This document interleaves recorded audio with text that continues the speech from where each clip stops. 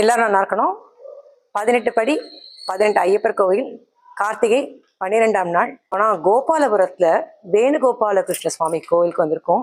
இந்த கோவில் வந்து நம்ம சிஎம் இருக்கார் இல்லையா, அவருடைய ஆற்றுக்கு ஜஸ்ட் ஆப்போசிட்லேயும் இந்த கோவில் இருக்குது. நம்ம நிறைய பேர் கிராஸ் பண்ணி போயிருப்போம். நான் இத்தனை நாள் வந்து இது விநாயகர் கோவில் நான் நினச்சிட்டு இருந்தேன். இன்னைக்கு தான் ஃபஸ்ட் டைம் நான் உள்ளே வரேன். இந்த கோவில் பேர் வேணுகோபால கிருஷ்ண சுவாமி கோவில். இது 100 வருஷ கோவிலாம். கோவிலை பார்த்து நான் வந்து ரொம்ப உண்மையாக அசந்து போயிட்டேன்.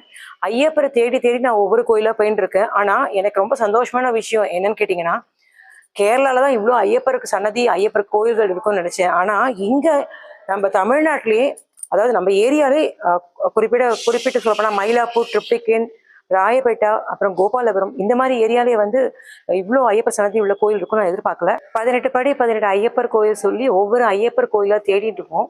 உண்மையாவே நம்ம தேட தேட அந்த சுவாமி நம்மளுக்கு கிடைக்கிறா. அதான் உண்மையாவே, அதாவது தேட தேட ஒரு பொக்கிஷம் சொல்லுவாங்க, புதையல் கிடைக்கிறதுன்னு.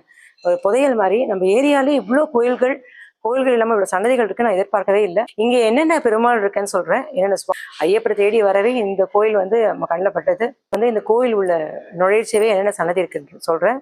அதாவது ஜென்ரலாக விநாயகர் வந்து முதல்ல என்ட்ரன்ஸ் இருப்பான். ஆனால் இங்கே விநாயகர் கிழக்க பார்த்தா மாதிரி பின்னாடி சன்னதி தான் இருக்கார். முதல்ல உள்ள நுழைச்சவே ரைட் ஹேண்ட் சைட்லேயே வந்து காமாட்சி அம்மன் இருக்கா. அப்புறம் ஏகாம்பரீஸ்வரர் இருக்கார். ஏகாம்பரீஸ்வருடைய கோபுரத்தை சுற்றி பிரம்மா, விஷ்ணு, சிவன் 3 பேருமே இருக்கா. அதாவது பிரம்மா, விஷ்ணு, சிவன் தட்சிணாமூர்த்தியும் தனியாக இருக்கார். ஏகாம்பரீஸ்வருக்கு வலது கை பக்கமே தட்சிணாமூர்த்தி இருக்கு. இங்கே ஏகாம்பரீஸ்வரர் கிழக்க பார்த்தா மாதிரி இருக்கு. அவர் தாண்டி வந்தால் வேணுகோபால கிருஷ்ண சுவாமி சன்னதி தான் மெயின் சன்னதி.